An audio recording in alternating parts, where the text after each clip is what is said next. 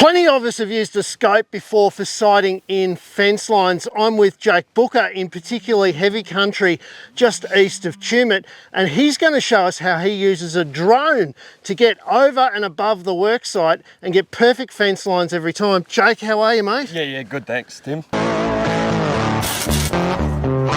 Mate, you're going to take us right through the setup of the drone, show us how to bring up the crosshairs, use it like a scope and get our fence lines perfectly straight. Yeah, well it should get it within about 50 mil. So 50 mil in this sort of country, that's pretty special. Yeah, well that's over a span of like anywhere up to 350 metres spans sort of thing, so yeah, it's pretty close. And the good news, Jake, is now everyone's got a reason to buy one of these things. Yes, they do. Yeah, they do. Let's get into it.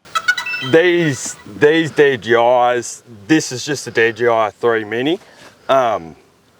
These comes, standard with the crosshairs in a setting.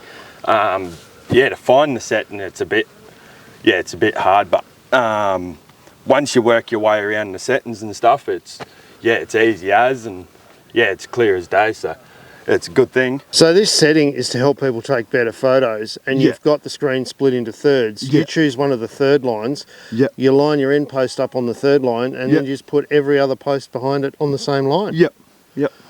Fantastic. So it's not only a crosshairs, but it's also getting your vertical straight as well. Now let's go fencing.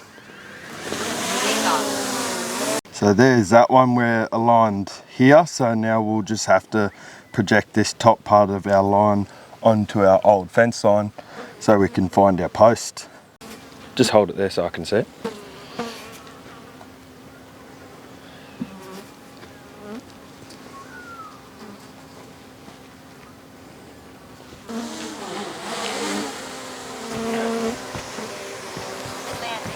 Righto, the high-tech bit's over. Now let's get fencing.